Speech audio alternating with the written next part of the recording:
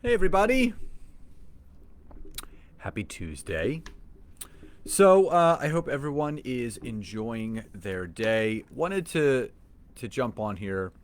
Um, I actually, I wasn't going to jump on, um, but I've again, I have a lot of conversations with a lot of people each week, and I just felt that there's been stuff going on within network marketing, and I always love to just give my opinion and my thoughts about certain things because there's a lot of things that people question and they're maybe a little bit confused about.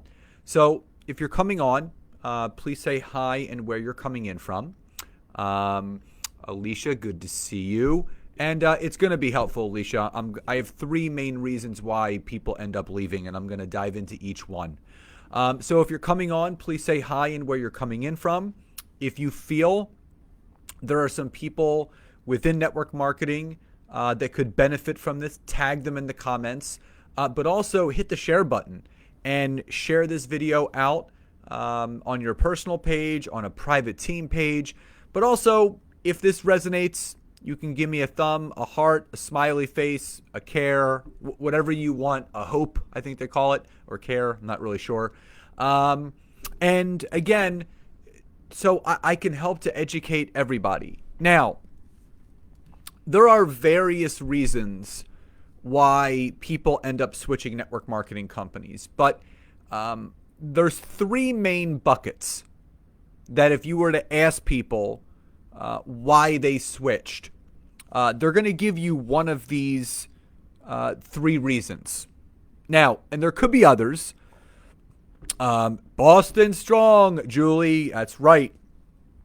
So again, as Alicia and Julie have done, if you're popping on, please do say hi and where you're coming in from. Would love to hear from you. Would love to see who's watching. But again, throw some thumbs, some hearts, some wow faces. Share this video, tag some teammates as you come on. Now, there's other buckets. There's three main buckets. The first bucket is this. The first reason why you may see people leaving and going to another network marketing company is they don't enjoy the products anymore. They're not enjoying the products. Now, I know that there's certain people that have left a certain company. I won't. And again, Alicia, we're going to get to that. Where some companies change the formulations of their products, but also people end up not feeling good. I know some people that have developed certain physical ailments, or the products end up making them sick or don't agree with them, where they can't change the product anymore. And Alicia said formulation change, and or people get bored. And that's the thing. Sometimes you say yes to a product, it works for a little while, but you get bored of it. And anything that takes time, you really have to enjoy what you are pursuing. You have to enjoy the product. And again, me being in the health and wellness industry for, over 2 decades, there are products that I enjoyed and stopped and enjoyed and stopped, and people move on. But if you don't enjoy the product, you're not going to be able to build it as a business. So you'll see people switch to a different company of something that they really do enjoy and they can get behind. And here's the other thing. People also change. Not their motives, but maybe their passion changes along the way. Maybe they're not as passionate about health and wellness as they were before, and they're more passionate about skincare. Or maybe they were passionate about skincare at one point, and now they're more passionate about CBD. Or maybe they were passionate about CBD, and now they're more passionate about health and wellness, whatever it is. But the one main reason why people end up leaving and going to a different network marketing company is they're bored of the product they're on, they don't like it anymore, and they want to change. So If this is resonating, some thumbs, some smiley faces, hearts, yes or no in the chat box. Tag some teammates. If you're jumping on late, please say hi. And if you're coming in on the replay, use the hashtag replay to let me know. Now, the second reason why you see people switching network marketing companies, and I actually see this most often, almost most often, the culture has changed.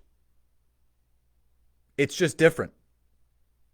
And I can tell you, and Julie says, always great information. I love to watch your amazing advice. Thank you, Julie. The culture has changed. Culture.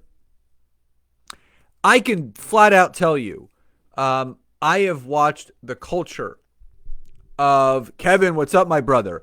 I have watched the culture of many companies change over the years. The company that I initially partnered with, I can tell you, the culture is different today than it was 7.5, almost 8 years ago when I first joined. Now, people may argue and say, no, it's exactly the same. It's better. I'm telling you, I really pick up on energy, and there's more chatter. There's more smack, quote unquote, being talked. And when you're involved in a company, and I'm not using this company as an example. If you're in a company and the culture changes, whether it's on your team, maybe there's some shady things going on, the upline's doing some dirty tactics, or there's cross recruiting, or whatever it is. Once that culture changes on that team, it's a scar that is never going to go away. The remnants of what happened is always going to be there, and that scar is going to be a constant reminder that the culture has changed. So what a lot of people do is they want a fresh start. They say, you know what? I can't deal with this drama anymore. I don't like the culture, or maybe the vision of the company has changed. Something is out of alignment. And people will end up leaving, and that is okay. Here's the big problem. Too many people are treating the people that they enroll like their employees. Meaning, whoever enrolls you, that person, they become your boss. So you can't, everything has to be done through them. And God forbid something doesn't feel right to you, and you have that conversation with them and say, listen, this is just not feeling good anymore. I think I'm going to stop, and I'm actually going to move to a different company. And then you're shunned. They stop talking to you. This is the one thing that really never made sense to me. Why are there so many times when you're in a certain network marketing company, when you're in that company, the people on your team, the people in that same company are your best friends. They like, they comment, they would do anything for you. But as soon as a life event happens, maybe you stop doing network marketing altogether. Maybe you make a pivot and you go into a different career. Maybe you switch companies. What happens with those friendships? You realize that most of them were never really there. They don't support you anymore. They don't talk to you anymore. It's like you never existed just because you're doing something that's best for you. Never made sense to me. When I stopped building my network marketing business to solely focus on my coaching, there were only a few people that were my friends that still continue to talk to me today and support me today. Most, they blocked me on social media. They don't respond to me anymore, completely ignore me. And it just said, you know what? I know who my friends are. So as soon as that culture changes, as soon as the culture shifts, something on the team, something within the company, people will leave. At the end of the day, everyone is going to do what is best for them. People can question up and down, left and right, why someone left. And Allison, it is sad. You bless and release. If the person is not happy in your company, on your team, wouldn't you want them to go be happy somewhere else? So they're not building with you anymore. Doesn't mean they're a bad person. Doesn't mean they're going to try to steal people. They want to go somewhere else. And that's okay. You know, we talk about treating people with kindness. But as soon as someone wants to do something different, where's the kindness? Where's the kindness? So again, as you guys are jumping on, some thumbs, some hearts, some smiley faces, tag some teammates. Please share this video with those that you feel need to see it. Private group, personal group. But also, if you're on the replay, hashtag replay. Now, the number one reason why people end up quitting and going to another network marketing company. And before I reveal it, I want you guys to type in the chat box, what do you think is the number one reason why? If you know the number one reason why, type it in the chat box. I will reveal it anyway, and I will explain to you why. And I know someone's going to get the right answer. So what do you feel is the number one reason why someone quits and switches to another network marketing company? Jane says leadership. Well, that's more about culture. That was number 2. Alicia hit it right on the nose.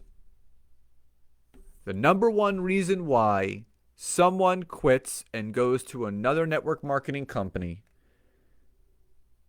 is because they are not making money. Now, let's kind of break this down a little bit. And Allison said something very important. The grass is greener, they think. People think that if they're not making money in XYZ company, you know what? I'm just going to go to this company and I'm going to make it big. Listen, the way that people do one thing is the way that they do everything.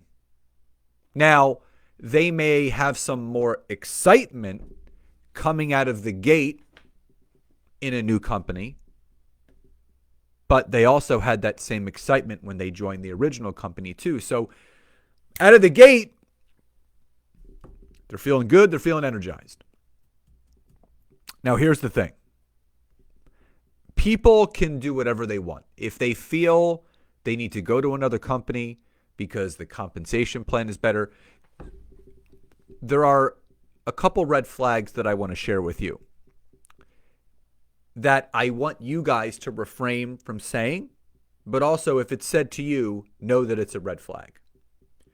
When someone says to you that our compensation plan is the best compensation plan out there, first of all, that's not compliant.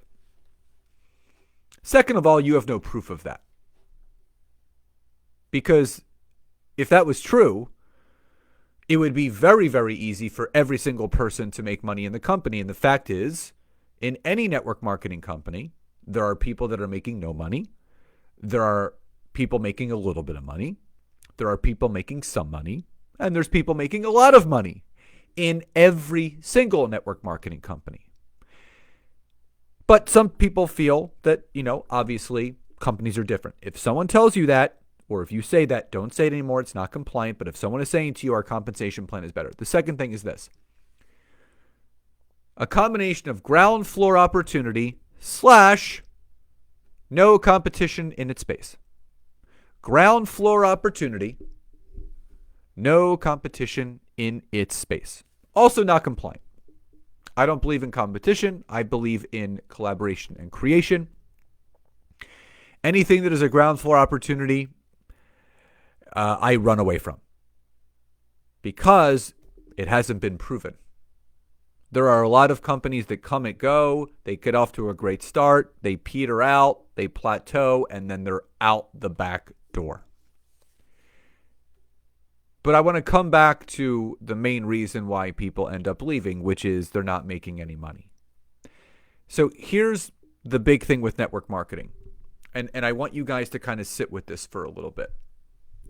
So the frustrating thing about network marketing is that until you have a team, you are fully responsible for bringing in whatever money you can bring in your business. You have to do all the enrolling, you get all the bonuses until you get that first builder.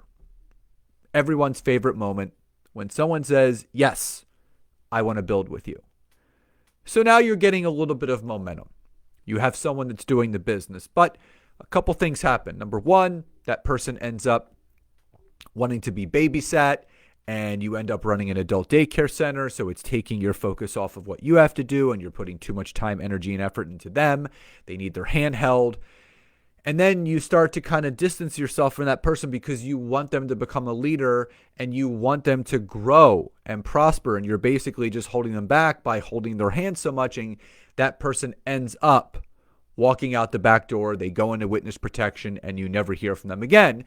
And then you start to see your income slowly dropping because, again, the concept of network marketing is building the largest distribution channel possible, but you can't do it by yourself. You have to do it collectively. Now, I built a team of close to 5,000 people in about four and a half years. And I built that off of the backs. It was me and really 4 to 5 solid people building. That led to 5,000. Now, a lot of people don't get to experience that, and I understand. So they get frustrated when they're spending all this time, this energy, this effort, this money to grow this business, and it never grows. So I'm here to tell you this. It's not the company. Sometimes it is. It's not the compensation plan. Sometimes it is. It's not the products. Sometimes it's the products. The main reason why someone in network marketing is not making money is themselves. It's you. I'm not saying you guys. It's that person. And it's easy to point the finger and play the blame game. You know, I'm not making money because I don't have the right leadership. I'm on an inside of an inside leg. My enrolling sponsor quit the business. They changed the compensation plan. They changed the ingredients of the products. There's too much going on with this. Social media is too difficult. There's always a reason or an excuse to go by. But you have to live in the solution and not live in the problem. Your upline quit. So what? You're on an inside of an inside leg? So what? You don't have an upline? So what?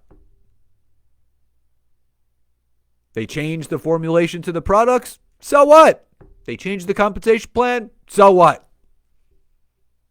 My buddy Zach Slobin says, so what, now what? So what are you going to do about it?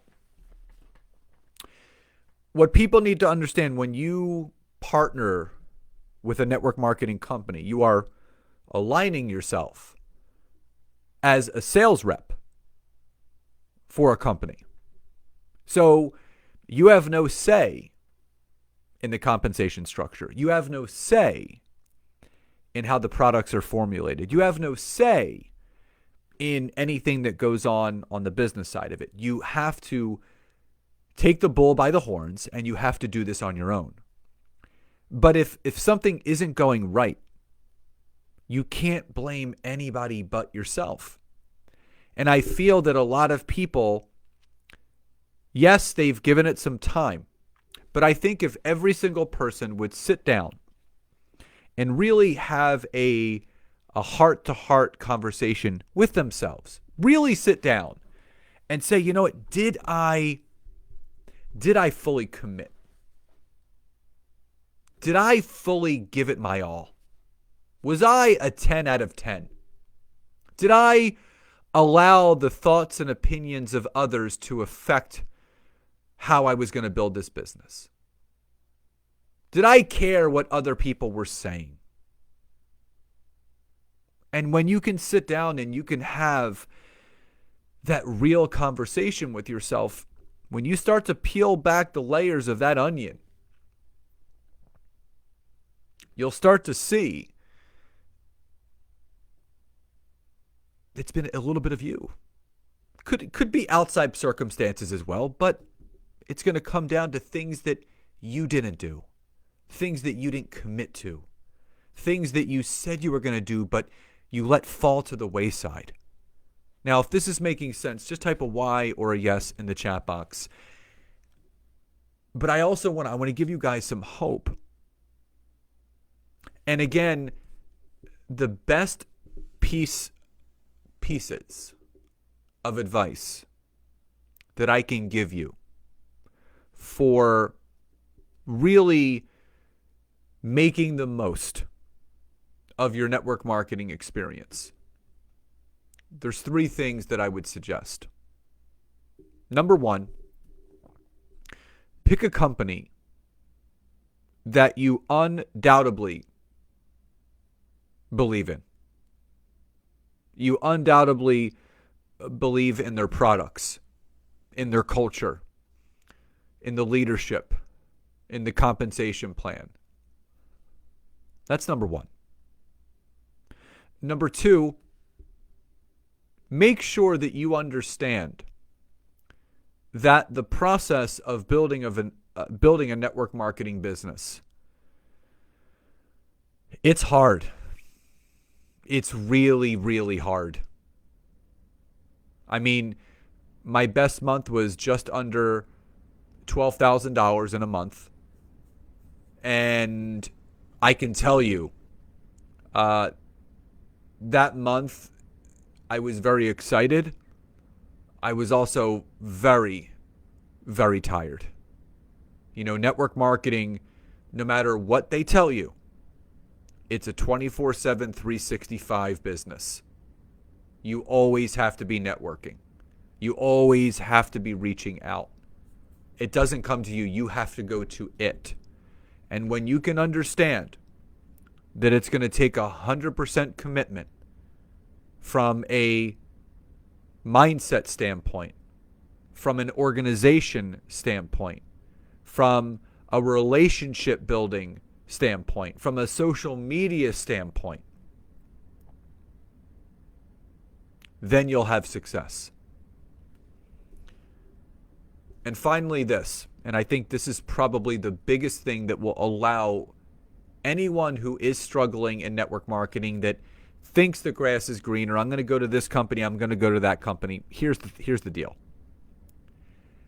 Understanding that you are in 100% control of your life. You are in 100% control of your thoughts, your feelings, your emotions. No one owns you.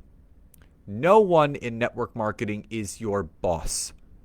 You are choosing to represent that company. You are choosing to be a part of that brand. Your upline is not your boss. The owner of the companies, they're not your boss. You are an independent consultant of that company. How you choose to build your business is your choice. But make sure that you 100% have the most crystal clear clarity of what you want to achieve. One of the biggest pitfalls that network marketers go through is they feel like they're throwing darts at a dartboard with their eyes closed, because they are. You have to know exactly what you want to achieve from your network marketing opportunity. How much money a month do you want to make? What do you want? This is a great question to ask yourself. My wife asks her clients this all the time. She says, what do you want your life to look like 5 years from now? And I actually, let's do it right now. Let's do it right now. Whether you're here live or on the replay, type in the chat box. What do you want your life to look like in 5 years? So I want you to think about this for a second. What do you want your life to look like 5 years from now? How much money a month or even a year do you want to be making? $100K a month. That is clarity. That's clarity. What do you want your life to look like? You know, Nancy and I'm going to recommend you guys listening to a podcast. And it's For the Love of Money. Chris Harder, he's my friend and he was my business coach for all of 2019. He interviewed a mutual friend of ours, Rob Murgatroyd. And Rob had this notion he thought that he had to make $1 million a year to live his best life. And Chris took him through an exercise where the cost of his team, expenses, this, that, and the other, and he realized that he didn't, and he wanted a home in Greece. He realized that he didn't need to make $1 million a year to live his best life. It was actually $650,000 a year. $650,000 a year. He was going to be able to do whatever he wanted to do, retirement, provide for his family, legacy, all of that. For the Love of Money podcast, yes. And Chris talks about, I guess everyone thinks that they need to make $1 million. Nancy and I actually, we came to this realization today, what we actually want to make, that we know because our expenses are so low, we have a lot of profit, so we don't need, like, shooting for that $5 million a year and $10 million a year. We have a different number now. And I'm with Julie. You know, Nancy and I are on Operation Debt Free. We're looking to pay off both of our houses. We have a rental property and we own this one. Our cars, credit, everything. And Alicia says 6 figures a year, working my business part-time at that point, a family of my own, a kid or two, and a home of my own, be debt-free. So that's clarity. So this is what I want you guys to start thinking about. Start thinking about not where you are. Start thinking about where you want to be in 5 years. And Alicia said it, Julie said it, Allison said it. And there's other people that are on here right now and they're just not saying, and I wish you would because I want to help you. I want you to write down on a piece of paper tonight, my life in 5 years is going to look like this.